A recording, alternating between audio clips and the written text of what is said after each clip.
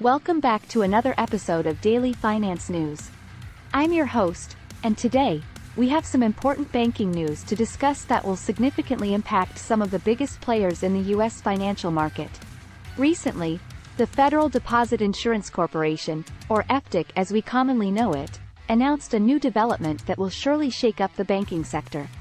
As per the latest reports, around 113 of the largest U.S. lenders will bear the cost of replenishing a deposit insurance fund that was depleted by recent bank failures. The depletion in the fund to the tune of $16 billion has led the FDIC to take this rather drastic step. Now, you might be wondering what this deposit insurance fund is. Well, the FDIC maintains this fund to insure the deposits of customers at FDIC-insured banks. In the event of a bank failure, the FDIC uses this fund to pay back the insured deposits to the customers. But with the recent drain in the fund due to bank failures, the FDIC has decided to replenish it, and the cost will be borne by the largest U.S. lenders. So, how does this work? Well, the bank regulator will apply a special assessment fee of 0.125% to uninsured deposits of lenders in excess of $5 billion. This fee will be based on the amount of uninsured deposits a bank held at the end of 2022, as proposed by the FDIC at a recent board meeting. While this fee applies to all banks, in practice, lenders with more than $50 billion in assets would cover over 95% of the cost. Banks with less than $5 billion in assets, on the other hand, would not have to pay any fee. This means that the financial burden of this replenishment will largely fall on the shoulders of the largest banks in the U.S. It's estimated that the top 14 U.S. lenders will have to fork out an estimated $5.8 billion a year. This hefty sum could potentially erode their earnings per share by a median of 3%, according to a report by Credit Suisse analyst Susan Roth-Katska. The levy will be collected over 8 quarters, beginning in June 2024. However, this timeline could be adjusted as estimated losses to the insurance fund change. This extended timeline aims to minimize the impact on bank liquidity, and according to FDIC officials, is expected to have a negligible impact on bank capital. Now, what does this mean for these big banks and for the broader financial market? Well, in the short term, this could potentially lead to a drop in earnings for the banks involved. The significant cost involved in replenishing the insurance fund might lead to a reduction in the bank's earnings per share, which could, in turn, impact their stock prices. However, in the long term, this move by the FDIC might actually strengthen the stability of the banking sector.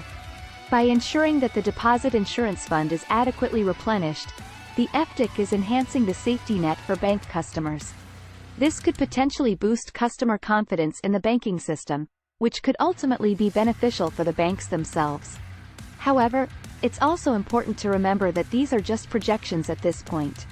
The actual impact on the banks and the broader market will depend on a variety of factors, including how the banks choose to handle this additional cost, and how the market reacts to this news.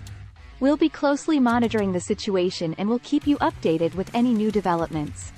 In the meantime, it's important for investors to understand the implications of this move by the FDIC. For those with shares in the larger U.S. banks, it's essential to keep an eye on any changes in the bank's earnings per share. If these banks can't find a way to offset this additional cost, we could see a reduction in their earnings, which could potentially impact their stock price. On the other hand, for the average bank customer, this move might actually be a positive one. With the FDIC ensuring that the deposit insurance fund is replenished, it means that in the event of a bank failure, the insured deposits of customers are more likely to be paid back. This move could potentially boost consumer confidence in the banking system, which could ultimately benefit the banking sector as a whole. Still, while we can speculate, the true impact of this decision will only be revealed over time. As always, we advise you to make informed decisions when it comes to your financial investments. Consider the potential short-term impacts on the bank's earnings, but also the long-term implications for the stability of the banking sector. Now, let's shift our focus to how these banks might respond to this new fee. The top U.S. lenders are no strangers to regulatory changes and unforeseen costs, and they have a track record of finding creative ways to offset such expenses. They might choose to do this through cost-cutting measures, or by finding new revenue streams. In the past, banks have introduced new fees for customers or have found ways to grow their non-interest income in response to regulatory changes. However, it's also possible that banks might pass on some of this cost to their customers. We could potentially see increases in banking fees or changes in the interest rates on loans and deposits. Regardless of how the banks choose to handle this additional cost, it's clear that this new development will have a significant impact on the banking industry. And as always, it's the customers and the shareholders who will feel the effects of these changes. That's it for today's episode of Daily Finance News. As always, we're committed to keeping you up to date on the latest financial news and helping you understand how these changes might impact you. Thank you for tuning in, and don't forget to subscribe to our channel for more financial news updates. Until next time, stay informed, stay secure, and keep an eye on those investments. Goodbye.